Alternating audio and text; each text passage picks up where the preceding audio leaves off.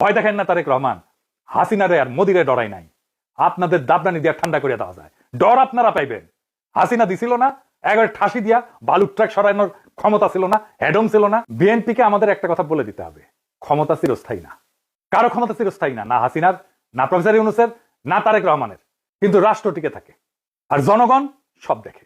BNP যদি সত্যি নতুন বাংলাদেশ বানাইতে চায় তাহলে সমালোচকদেরকে শত্রু বানায়েন না, ভয় দেখায় নিরাপত্তা কিনতে যায় না, মিডিয়া দিয়া এইরকম ন্যারেটিভ তৈরি করেন না যে ভবিষ্যতের অজুহাত তৈরি করবেন। কারণ মানুষ আগের মানুষ নাই, মানুষ এখন হিসাব রাখে, ভিডিও রাখে, স্ক্রিনশট রাখে, স্মৃতি রাখে। জুলাই শুধু একটা মাস ছিল না, জুলাই একটা প্রতিশ্রুতি ছিল, রাষ্ট্র বদলানোর প্রতিশ্রুতি, ক্ষমতার ভাষা বদলানোর প্রতিশ্রুতি। যদি সেই প্রতিশ্রুতি ভাঙেন তাহলে ইতিহাস আপনারে ছাড়বে না, যেমন হাসিনারে ছাড়ে নাই, যেমন মুজিবরে ছাড়ে নাই। ভয় দেখেন না, ভয় দেখেন না তারেক রহমান, হাসিনারে আর মোদিরে ডরাই নাই, আপনাদের দাবরানি দিয়া ঠান্ডা করে দেওয়া যায়। ডর আপনারা পাইবেন। হাসিনা দিছিল না, একবার ঠাসি দিয়া বালুর ট্রাক সরানোর ক্ষমতা ছিল না, হেডম ছিল না। হরতাল ডাকতেন আর নিজের পড়না পল্টন অফিসের সামনে 20 জন লোক হয় না।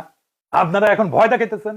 ভুলে যায় না, আপনারা যখন ঘরে ঢুকে গেছেন তখন আমরাই প্রতিরোধের আগুন জ্বালায় রাখছিলাম।